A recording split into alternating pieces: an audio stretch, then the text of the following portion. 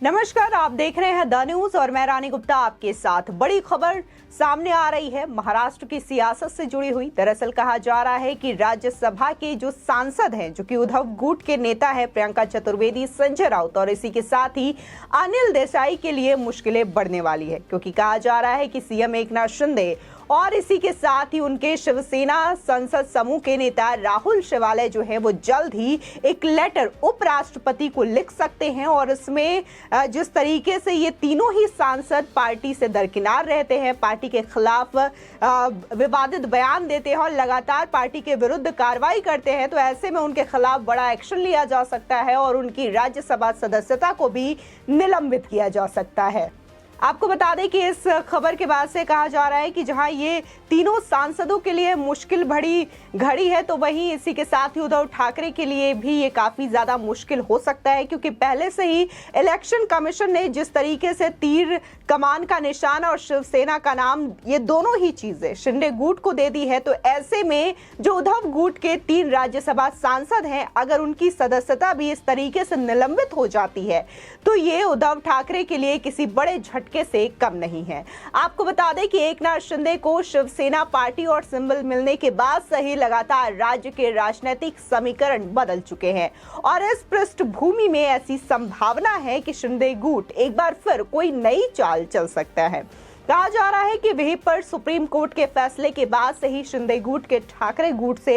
राज्यसभा सांसद संजय राउत, प्रियंका चतुर्वेदी और अनिल देसाई को मैदान में उतारने की संभावना जताई जा रही है। चर्चा चल रही है कि शिवसेना पार्टी की ओर से उनके खिलाफ कार्रवाई के लिए राज्यसभा अध्यक्ष को लेटर लिखा जा सकता है और यह अनुमान लगाया जा रहा है कि ठाकरे गुट के इन 3 राज्यसभा सांसदों के खिलाफ पार्टी विरोधी गतिविधियों के लिए कार्रवाई की जा सकती है और इससे संजय राउत, प्रियंका चतुर्वेदी और अनिल देसाई की मुश्किलें बढ़ने के आसार साफ तौर से सामने आते हैं और ऐसी संभावना भी है कि शिंदे गुट चतुर्वेदी और देसाई के साथ संजय राउत को पार्टी की बैठकों में शामिल नहीं होने, पार्टी के खिलाफ बयान देने और पार्टी विरोधी गतिविधियों को करने जैसे कई कारणों से दोषी ठहराया जा सकता है। हालांकि इस संबंध में फैसला 17 मार्च को सुप्रीम कोर्ट की सुनवाई के बाद ही लिए जाने की संभावना जताई जा रही है, क्योंकि 17 मार्च की सुनवाई में ठाकरे गुट का क्या होगा और इसके साथ ही कई ऐसे सवालों के जवाब सुप्रीम कोर्ट के फैसले से मिल जाएंगे। इसलिए राजनीतिक गलियारों में ये चर्चा है कि शिंदे गुट फैसला आने के बाद ही अपना अगला कदम उठाएगा, लेकिन इसके बाद से ही लगातार देखने को मिल रहा है कि जब से इलेक्शन कमीशन ने चुनाव चिन्ह और इसी के साथ ही शिवसेना का नाम शिंदे गुट को दिया है, तब से लगातार शिंदे गुट जो है वो इत्मीनान से नहीं बैठा है, बल्कि एक के बाद एक उद्धव गुट के खिलाफ कार्रवाई करता हुआ नजर आ रहा है और इसी के साथ ही हर कदम आगे बढ़ता हुआ दिखाई दे रहा है। जहां ये पहले से कहा जा रहा था कि इलेक्शन कमीशन के फैसले के बाद हो सकता है कि उद्धव गुट जो है वो सुप्रीम कोर्ट जा सकता है और सुप्रीम कोर्ट में शिवसेना की लड़ाई देखने को भी मिली सबसे पहले, लेकिन यहाँ पर भी शिंदे गुट आगे रहा। शिंदे गुट ने पहले ही कैविएट याचिका सुप्रीम कोर्ट में दायर कर रखी थी, जिसके बावजूद उद्धव गुट ने याचिका दायर की। तब ये है कि सुप्रीम कोर्ट जब तक शिंदे गुट की बात को नहीं सुनेगा, उनके तथ्यों को नहीं सुनेगा, तब तक कोई भी फैसला शिवसेना को लेकर के सुप्रीम कोर्ट नहीं दे सकता। इसी के साथ ही अब चर्चा जहां इनके तीनों राज्यसभा सांसदों को लेकर के है कि लगातार ये लोग पार्टी के विरुद्ध इस तरीके से बयानबाजी कर रहे हैं। जो भी पार्टी की बैठकें हो रही है उसमें ये तीनों राज्यसभा सांसद नहीं पहुंच रहे हैं, यानी कि शिंदे गुट के फेवर में ये तीनों ही राज्यसभा सांसद नजर नहीं आ रहे हैं। तो ऐसे में उनका शिंदे गुट या फिर शिवसेना से जुड़ा होना और राज्यसभा सांसद होने का हक नहीं बनता। इसलिए इस मामले को लेकर के अब शिकायत की बात सामने आ रही है और कहा जा रहा है कि उपराष्ट्रपति को लेटर लिखा जा सकता है। फिलहाल अभी हाल ही में जहां देखने को मिल रहा था कि संजय राउत लगातार आरोप लगा रहे थे और इसी के साथ ही उद्धव ठाकरे का भी कहना था कि ये जो फैसला किया गया है इलेक्शन कमीशन के तहत ये पूरी तरीके से लोकतंत्र की हत्या है। लोकतंत्र बिल्कुल खतरे में आन पड़ा है और यहाँ तक कि संजय राउत ने तो इसे पूरी एक डील करार कर दी थी और उनका कहना था कि हजारों करोड़ रुपए के लेन देन के बाद ये डील हुई है और इस डील के तहत ही शिवसेना का नाम और चुनाव चिन्ह जो है वो शिंदे गुट को दिया गया है। तो अब देखने को मिल रहा है कि उद्धव ठाकरे के बेटे आदित्य ठाकरे भी यही बात दोहराते हुए नजर आ रहे हैं और उनका कहना है कि जो एकनाथ शिंदे हैं वो पूरी तरीके से भ्रष्ट व्यक्ति हैं और इसी के साथ ही जो फैसला लिया गया है शिवसेना को लेकर के वो पूरी तरीके से लोकतंत्र के लिए खतरा है।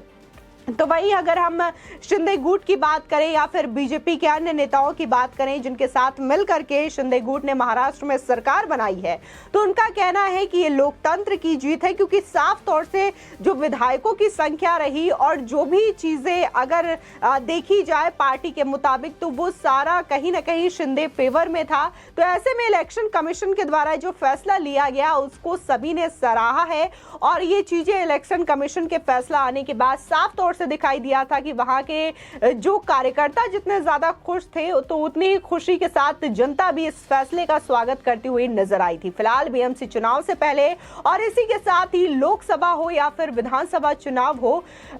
सीधे कहे तो उद्धव ठाकरे के लिए लगातार मुश्किलें जो है वो हर कदम पर बढ़ती हुई नजर आ रही है। चाहे फिर उनका पहले विधायकों का यू रूट करके शिंदे के खेमे में शामिल होना या फिर इलेक्शन कमीशन के द्वारा पार्टी का नाम और चुनाव चिन्ह दोनों ही शिंदे गुट को दिया जाना या फिर अब उनके तीनों राज्यसभा सांसदों के खिलाफ इस तरीके से कार्रवाई की जो प्रतिक्रिया है वो सामने आना। फिलहाल इस चीज को लेकर के राजनीतिक गलियारों में चर्चा यही है कि अगर इन तीनों की राज्यसभा सदस्यता को निलंबित कर दिया जाता है, जिस तरीके से बातें सामने आ रही है, तो इससे जहां उद्धव गुट के लिए मुश्किल बढ़ेगा तो इसी के साथ ही संजय राउत की जो मुश्किलें हैं वो भी काफी ज्यादा बढ़ सकती है, क्योंकि हमेशा से देखा जाता है कि महाराष्ट्र की सियासत में संजय राउत काफी ज्यादा एक्टिव होते हैं और किसी भी मसले को लेकर के सबसे पहले संजय राउत की प्रतिक्रिया सामने आते हुए दिखाई देती है और उद्धव ठाकरे से भी पहले शिवसेना को लेकर के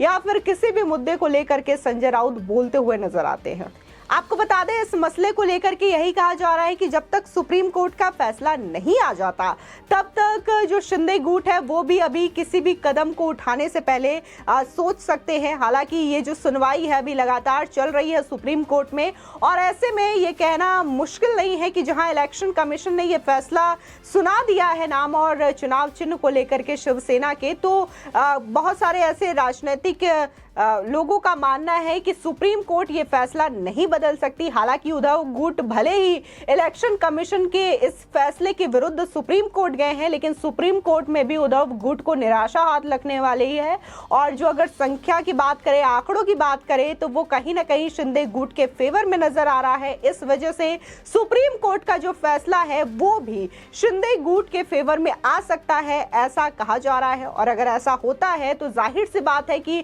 उद्धव ठाकरे की मुश्किलें बढ़नी तय है। अभी हाल ही में बीएमसी के चुनाव होने वाले हैं और इसी के साथ ही लोकसभा 2024 का भी चुनाव होना है और अगर शिवसेना जो है वो पूरी तरीके से शिंदे गुट की हो जाती है तो इससे उद्धव ठाकरे की मुश्किलें बढ़ जाएंगी। फिलहाल इस खबर को लेकर के आपकी क्या राय है हमारे कमेंट सेक्शन में जरूर बताएं। आगे की और भी अपडेट के लिए चैनल को सब्सक्राइब करना ना भूलें।